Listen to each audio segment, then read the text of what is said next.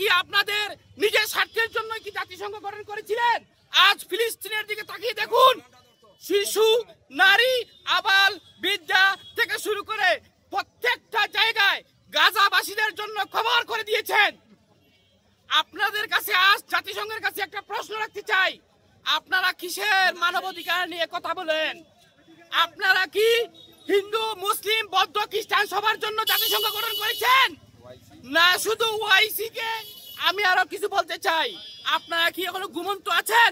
আপনারা কিসের জন্য ওআইসি গঠন করলেন? আপনারা প্রত্যেক মানুষের অধিকারকে ওআইসি গঠন করেছেন, যাতে প্রত্যেক নাগরিক তার অধিকার নিয়ে কথা বলতে পারে।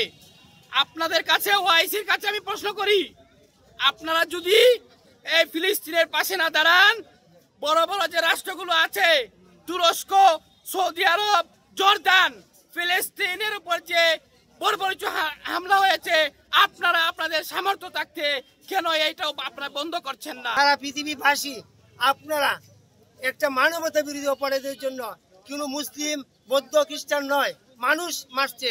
সেই হিসেবে প্রত্যেক মানুষকে আমি বলবো, আপনারা পৃথিবীর সকলে রুখে দাঁড়ান। আমরা একজন মানুষকে এই পৃথিবী থেকে মরতে দেব না, একজন শিশুকে মরতে দেব না। আর আমি বাংলাদেশ সরকারকে আমার সুনামগঞ্জ জেলা আইনজীবী সহকারী সমিতি তথা সুনামগঞ্জ জেলার পক্ষ থেকে আমি সারা বাংলাদেশের পক্ষ থেকে ডক্টর মোহাম্মদ ইউনূস সাহেবকে বলতে চাই, আপনি ডক্টরেট নিয়েছেন, আপনি নোবেল পুরস্কার পেয়েছেন। আমি আশা করি আপনি আমাদেরকে লিস্ট করে সারা বাংলাদেশের থানায় থানায়, জেলায় জেলায়, গ্রামে গ্রামে লিস্ট করেন, যাতে ফিলিস্তিনি রক্ষার জন্য যুদ্ধ তৈরি করতে। আমরা যুদ্ধতে যে প্রস্তুত আছি না, সারা বাংলাদেশের মানুষ যুদ্ধে যে জীবন দিতে রাজি আছি। ইসরায়েল যেন আমাদের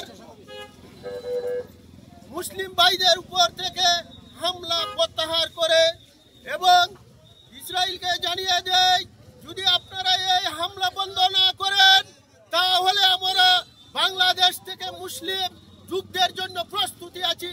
তারা ইসরায়েলের যত পণ্য আছে অন্তত পক্ষে আমরা এগুলো বর্জন করে আমরা আমাদের ফিলিস্তিনের পাশে দাঁড়াই, যাতে এই লভ্য অংশটাকে ইসরায়েলে ব্যবহার না করতে পারে। মুসলিম জনতা বিশ্বের সকল মুসলিম রাষ্ট্রকে একত্রিত হয়ে ইসরায়েলের বিরুদ্ধে যাতে প্রতিরোধ করা যায় সেই বিষয়ে দৃষ্টি রাখার জন্য এই আগ্রাসী মনোভাব বন্ধ করে ইসরায়েল ফিলিস্তিনের নাগরিকরা শান্তিতে বসবাস করার সুযোগ দেওয়ার জন্য পৃথিবীর সকল মানুষের সহযোগিতা আমি কামনা করছি।